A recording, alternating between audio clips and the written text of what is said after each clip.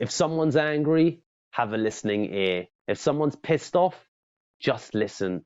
The empathetic mirror. Hi guys, my name's Deepak Shukla, founder at Pearl Lemon Sales. We're a sales training and development agency based in the UK as well as the USA and serving clients worldwide. And here today in day number 43 of 119 days of cold calling training, we're here to talk about the empathetic mirror. But before we get into it, feel free to click the link below to get an additional 17 strategies not shared in this training. Right, so fundamentally, when it comes to empathy, the biggest thing that you need to do is that when someone has a clear display of emotion, or even an emotion you can influence, you have to pay respect to that emotion, okay? So the simplistic way of looking at this, someone might tell you, is that if someone's angry, listen and hear them out. But I want to get a lot more specific than that, because I think that that's fundamentally too simplistic. So I'm going to give you some examples. So first of all, let's just top it by saying that empathy is about putting yourself into someone's shoes, being in their position, and if they're angry, being able to identify with their anger, identify with their frustration, their worries, as well as identify with all of the positive stuff, right? The excitement, which is a lot easier for people to mirror. But let's talk about the challenging part. So if someone comes onto the call and says, Deepak, I'm pissed off, I'm really angry. I don't know why you guys haven't done this. I don't know why you guys haven't done that. This has happened, that has happened. The biggest part is to actively listen. Now, for context, we're not talking about account management here, okay? We're talking about the cold call. So in that instance, if, for example, now someone says, Deepak, frankly, I get 20 of these, I get 20 of these bloody phone calls a day. It's a bit annoying, if I'm being honest. Like, what are you gonna?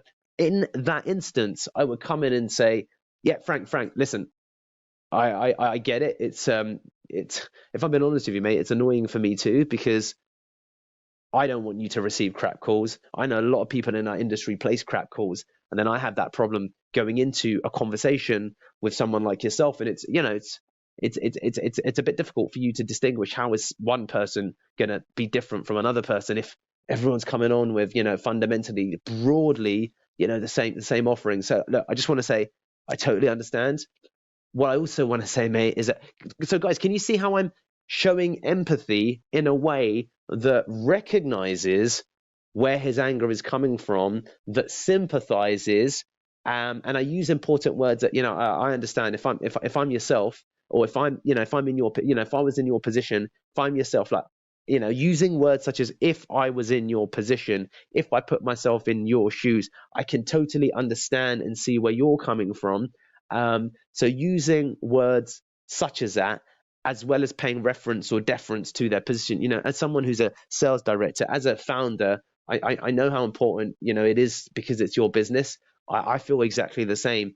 And showing that level of empathy, also mirroring the fact that, I get upset too with some of the calls that are made, like outbound, by some of the people in the industry. It just upsets me, if I'm being honest, mate, because there's potentially good, let's say, prospects like you who want to be sold to on the right service, but when the right service does come along, it's really difficult for you to distinguish that, because everyone sounds like a bit of a silly sausage.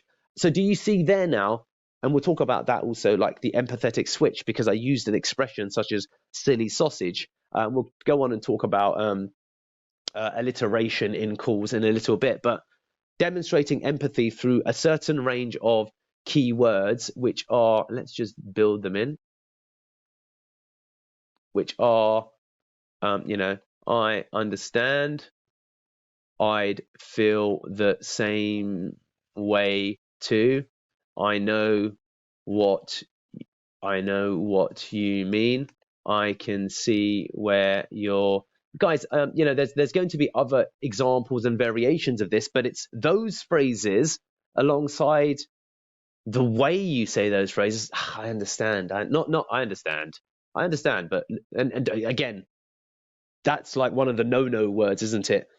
But no, don't. And it's very difficult when someone's angry to not use those words. But we've already covered that in a previous training on day number. I'm going to try and find it.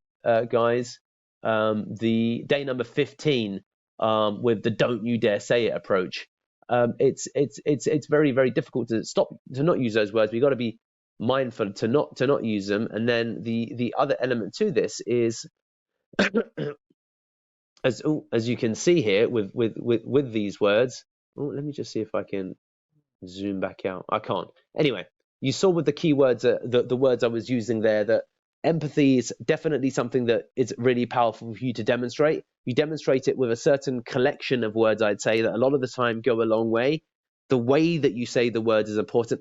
I totally understand, Frank, and I just want to apologize if I'm being honest. And do you hear the way that I said? I just want that. I just want to apologize. I'm going to slow that down. I just want to apologize versus, yeah, I apologize for. Do you hear that? Yeah, I apologize. Yeah, I apologize. Yeah, that sounds so much ruder, and it's through tonality that you demonstrate empathy as well as the words that you use. So your ability to modulate your voice is going to be so key to your ability to sell, that if you're not modulating, then you're missing out effectively. So with the empathetic mirror, show empathy, use those words, and then actively listen. Allow someone to vent, but only vent up to a certain point, which we'll come to in ultimately later trainings. But in this instance, the empathetic mirror is going to save you a lot from those objections you get. I've heard this all before. I haven't got much time. Frankly, you're pissing me off. I'm getting a bit frustrated. Can you get to the point? I've heard this all before. I've been sold the same thing before. These are examples of challenges that you'll come up against on cold calls. So have your empathetic mirror in place, ready to empathize. Remember, we've got 17 gated strategies just waiting for you. All you need to do is subscribe, as well as click the link in the description below to get access to those 17.